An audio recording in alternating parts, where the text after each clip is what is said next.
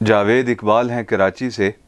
कहते हैं कि कुछ लोगों को ये कहते सुना गया है कि मौलवी ने मुल्क पाकिस्तान का बेड़ा गर्क कर दिया है।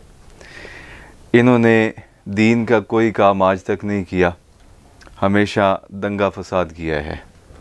आप इस बारे में क्या इरशाद फरमाएंगे? बहुत कुछ कहा जा सकता है, बहुत कुछ कहने को भी है, लेकिन हमें अपने मुल्क का सुकून अज़ीज़ है। हमें अपने कौम की तरबियत करनी है, उलझना नहीं, फसाद नहीं पैदा करना। ये जो लोग जावेद इकबाल साहब कहते हैं कि मौलवी ने मुल्क का बेड़ा गर्क कर दिया है, मैं इनसे सवाल करना चाहता हूँ कि क्या अयूब ख़ान मौलवी थे 10 साल हुकूमत की? या ख़ान वो जो हर वक़्त शराब के नशे में धुत रहते थे, क्या वो मौलवी थे? वो कौम का पॉपुलर लीडर कि जो कहा करता था मैं थोड़ी सी पीता हूँ, ज़्यादा नहीं पीता, और जिसने ये नारा लगाया था कि उधर तुम इधर हम, जिसने ये कभी नारा लगा के मुल्क पाकिस्तान को 2 हिस्सों में तकसीम कर दिया, मोहतरम जनाब जुल्फ़िकार अली भुट्टो साहब। मैं सवाल करना चाहता हूँ इन लोगों से, क्या ये मौलवी थे? मोहतरमा बेनज़ीर भुट्टो क्या मौलवी थी? मोहतरम ज़ियाउल हक साहब क्या मौलवी थे? जनरल मुशर्रफ साहब मैराथन रेस के नाम पे जिन्होंने कौम की बच्चियों को बेलिबास किया, बराबरी के नाम पे सरकारी इदारों में जिन्होंने बेहयाई फैला दी, इक्वालिटी के नाम पे जिन्होंने सरकारी इदारों तक को तबाह करके रख दिया, मर्द व ख़वातीन बराबर बिठा दी, और सरकारी इदारों का माहौल जो था वो इस जहत में भी बर्बाद कर दिया। करप्शन तो पहले भी थी, अब इसमें बदनिगाही और बदनज़री भी, बेहयाई भी होने लगी सरकारी इदारों में। बताइए क्या ये मौलवी थे? मोहतरम नवाज़ शरीफ साहब इतना अरसा इन्होंने हुकूमत की, क्या ये मौलवी थे? मोहतरम इमरान ख़ान साहब क्या ये मौलवी थे? अलगरज़ इसको मैं 2 लफ्ज़ों में समेटूँ तो यूँ कहूँ कि लियाकत अली ख़ान के बाद से लेके, हालांकि लियाकत अली ख़ान भी ज़ाहिर के आलिम दीन नहीं थे, कायद आज़म रहमतुल्लाह अलैह भी आलिम दीन नहीं थे, लेकिन उनका एहतरामन ज़िक्र नहीं कर रहे। लियाकत अली ख़ान से लेके शहबाज शरीफ के वज़ीर आज़म बनने तक कोई एक भी सदर बता दें जो मौलवी हो, मौलवी बमाना आलिम दीन, जो बाकायदा तौर पे किसी खानकाह का तैयार करदा हो, जो बाकायदा तौर पे किसी मदरसे का तैयार करदा हो, जो बाकायदा तौर पे किसी मस्जिद का इमाम हो। कोई एक बंदा ऐसा बता दें कि जिसने आज तक पाकिस्तान में बहसीयत वज़ीर आज़म हल्फ उठाया हो। और अफसोसनाक पहलू तो ये है कि 1947 में पाकिस्तान मार्ज़ वजूद में आया, और ये भी कोई लिबरल लोगों की तहरीक पे नहीं आया, ये उलमा की कुर्बानियों की वजह से आया। ये मशाइख़-ए-इज़ाम की तायीद जो हासिल हुई तहरीक पाकिस्तान को, और मशाइख़-ए-इज़ाम की जो नुसरत हासिल हुई, मदद हासिल हुई तहरीक पाकिस्तान को, तो उसकी बरकत से पाकिस्तान मार्ज़ वजूद में आया। उलमा की 100 साला कुर्बानियों की वजह से पाकिस्तान मार्ज़ वजूद में आया। और हमारे दरवेश लोग थे, ये पढ़ने पढ़ाने वाले लोग थे, खानकाहों में बैठ के लोगों की तकलीफ़ें, परेशानियाँ, मसले मसाइल सुनने वाले दरवेश लोग थे, सूफिया थे। ये जैसे पाकिस्तान बनता गया, इन्होंने ख्याल किया कि हमने तो अपना काम पूरा कर लिया, अब जाहिर है कि जो ज़िम्मेदारान हैं वो इस मुल्क के निज़ाम ममलिकत को चलाएँगे।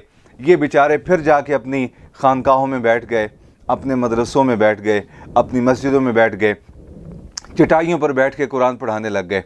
ये कच्ची दरियों पर बैठ के नबी पाक सल्लल्लाहु अलैहि वसल्लम की हदीस पढ़ाने में मसरूफ़ हो गए। ये उलूम व फ़नून की तरफ मुतवज्जे हो गए। 1947 से लेके 1957 तक 10 साल, और 57 से लेके 1967 तक ये 20 साल मुल्क पाकिस्तान के इब्तदाई, कि जब पाकिस्तान मार्ज़ वजूद में आ चुका था, ये 20 साल वो थे कि जिन 20 सालों के अंदर कोई एक आलिम दीन, कोई एक गद्दी नशीन, कोई एक मुफ्ती इस्लाम, कोई एक इमाम मस्जिद किसी तौर पर भी किसी सियासी निज़ाम का हिस्सा नहीं था। आप जानते हैं इस बात को। 1967 में आके हज़रत कायद अहले सुन्नत इमाम शाह अहमद नूरानी सिद्दीकी रहमतुल्लाह अलैह ने बाकायदा तौर पे इस कमी को महसूस किया और सियासी जद्दोजहद का बाकायदा तौर पे आगाज़ किया। और वो भी क्यों? इस वजह से कि वो जान गए थे कि हमने कुर्बानियाँ दी, हमारे बुज़ुर्गों ने कुर्बानियाँ दी, हिजरतें की, तकलीफ़ें उठाई, मसाइब उठाए, परेशानियाँ बर्दाश्त की, और ये सारा कुछ बर्दाश्त करने के बाद जब हमने पाकिस्तान हासिल कर लिया तो इस पे वो लोग मुसल्लत हो गए कि जिनको कौम के दुखों का कोई एहसास नहीं, जिनको कौम की परेशानी का कोई एहसास नहीं, जो अंग्रेज़ों के ज़माने में अंग्रेज़ों के ख़ास करीबी लोगों में शुमार होते थे, उनकी औलादें आके बैठ गईं। नतीजतन 1967 में हुज़ूर कायद मिल्लत इस्लामिया इमाम शाह अहमद नूरानी सिद्दीकी रहमतुल्लाह अलैह ने बाकायदा तौर पे सियासी जदोजहद का आगाज़ किया और पूरे मुल्क का दौरा किया, उलमा को बेदार किया, मशाइख़ इज़ाम को जाके गुजारिश की और एक तहरीक पैदा हो गई। 1970 के इलेक्शन में बाकायदा तौर पे जमीयत उलमाए पाकिस्तान, जो कि 1947 से लेके 1967 तक एक तबलीगी जमात की हैसियत से काम कर रही थी, एक फलाही और एक दीनी जमात की हैसियत से काम कर रही थी, कायदे मिल्लत इस्लामिया की तहरीक पर फिर बाकायदा तौर पे 1967 में सियासी जदोजहद का आगाज़ किया गया और 70 के इलेक्शन में जमीयत उलमाए पाकिस्तान पहली बार पाकिस्तान की कौमी असम्बली तक अपने चंद नुमाइंदे पहुँचाने में कामयाब हुई। और वही नुमाइंदे थे जिन्होंने आके 1974 के कानून के अंदर कादियानियों को अक़लियत करार दिया और मुल्क पाकिस्तान के बसने वाले लोगों के ईमान की हिफाजत की, पाकिस्तान के मफादात की हिफाजत की, पाकिस्तान के वसाइल की हिफाजत करने के लिए ये बिल पास करवाया कि जो नबी पाक सल्लल्लाहु अलैहि वसल्लम की ख़त्म नबूवत का दुश्मन है वो मुसलमान का कैसे वफ़ादार हो सकता है, वो मुल्क पाकिस्तान का कैसे वफ़ादार हो सकता है। जो सरकार की ख़त्म नबूवत का दुश्मन है यानी कादियानी, वो पाकिस्तान में किसी सरकारी ओहदे पे नहीं बैठना चाहिए, उसके पास कोई पाकिस्तान का सरकारी ओहदा, कोई इख्तियारी ओहदा नहीं होना चाहिए।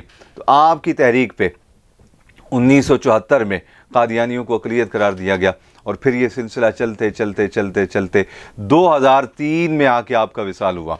फिर 2003 के बाद अल्लाह रब्बुल आलमीन ने अहले सुन्नत को नई क़यादत अता फरमाई और जब भी मुल्क में तकलीफ़ें आई हैं, परेशानियाँ आई हैं, पूछते हैं मौलवी ने क्या किया है आज तक। तो मेरे अज़ीज़, अभी ये सैलाब आया है, 3 सूबे पाकिस्तान के डूबे हैं।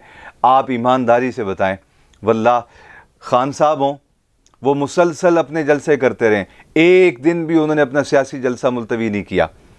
नून लीग के लोग हों, मुसलसल अपनी जद्दोजहद करते रहें और दुश्नाम तराजियाँ करते रहें दूसरी जमातों पे। जरदारी साहब ने कहा मैं बीमार हूँ, आ नहीं सकता, और जबकि उनकी बीमारी की कैफियत ये है कि जब पंजाब की हुकूमत गिरानी थी तो वो आके गुजरात में बैठे रहे, कई घंटों तक मुलाकात की और मुसलसल कई दिन तक जागते रहे। बिल आखिर उन्होंने पंजाब की हुकूमत गिरा दी और हमजा शहबाज को वज़ीर आला बनवा दिया। लेकिन जब सैलाब ज़रगान की बारी आई तो उन्होंने कहा मेरी तबीयत इजाज़त नहीं देती, अगर तबीयत इजाज़त देती होती तो मैं ज़रूर सैलाब ज़रगान के बीच मौजूद होता। मैं कहता हूँ जरदारी साहब, बिलावल भी ज़ईफ़ुल उमर था, कहीं नज़र आया सैलाब ज़रगान के अंदर बिलावल? नहीं नज़र आया। कहीं आपको इमरान खान के बच्चे नज़र आए हैं सैलाब ज़रगान में? कहीं आपको नवाज शरीफ के बच्चे नज़र आए हैं सैलाब ज़रगान में? नहीं आए। तो फिर कौन लोग थे जो दिन रात सैलाब ज़रगान के लिए काम करते रहे? यही मुल्ला लोग थे, यही दाढ़ियों और पगड़ियों वाले लोग थे, जिन्होंने पूरे मुल्क के अंदर जो है वो झोलियाँ फैलाई लोगों के सामने और कहा अपने मुसलमानों के लिए आगे बढ़ो। उनको खैमे मुहैया किए, राशन मुहैया किए और उनके लिए दिन रात मेहनत की। हम खुद गए, आगे 12 नवंबर को दोबारा इंशाअल्लाह ताला जा रहे हैं। मर्दों के लिए, ख़वातीन के लिए, बिलखुसूस बच्चों के लिए गर्म कपड़े, स्वेटर्स, जैकटें, अद्वियात, राशन और नकद लेकर जा रहे हैं। अभी आप पूछते हैं कि मौलवी ने क्या किया है। मौलवी एक भी आपको नज़र नहीं आएगा जो ऐवान के इक़्तिदार में बहैसियत वज़ीर आज़म या बहैसियत सदर मौजूद हो। मेरे अजीज़ों, ये सारे ये लिबरलों के ही तैयार करदा लोग थे, ये उन्हीं के मुशाबे लोग थे जो पाकिस्तान में 75 साल से इक़्तिदार के ऐवानों में काबिज़ हैं। और इंशाअल्लाह ताला जिस दिन मौलवी आएगा ना, जिस दिन सूफ़ी आएगा, जिस दिन दरवेश आएगा, जिस दिन आलिम दीन आएगा इक़्तिदार की कुर्सी पर, इंशाअल्लाह ताला उस दिन आपकी गलियों में चोरियाँ नहीं होंगी, उस दिन आपके तोशे खाने लूटे नहीं जाएंगे, उस दिन आपका पैसा ले जाकर बाहर स्विस बैंकों में नहीं रखा जाएगा, उस दिन आपके पैसे से बैरून मुल्क महल्लात तामीर नहीं किए जाएंगे। इसलिए कि मौलवी की तारीख़ है। मौलवी हिजरत करके आता है पाकिस्तान और 2003 तक अपने उसी घर में रहता है सदर बाज़ार के अंदर कि जो घर पहले दिन पाकिस्तान में जब हिजरत करके आए तो आके किराए पे लिया, मरते दम तक उसी किराए के घर में मौजूद रहे। उस मौलवी का नाम है शाह अहमद नूरानी।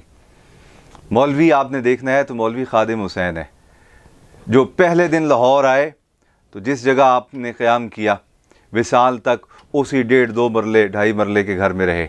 मौलवी ये है जिसने अपनी जेब से पैसे खर्च किए हैं, आपकी नस्लों को पढ़ाया है।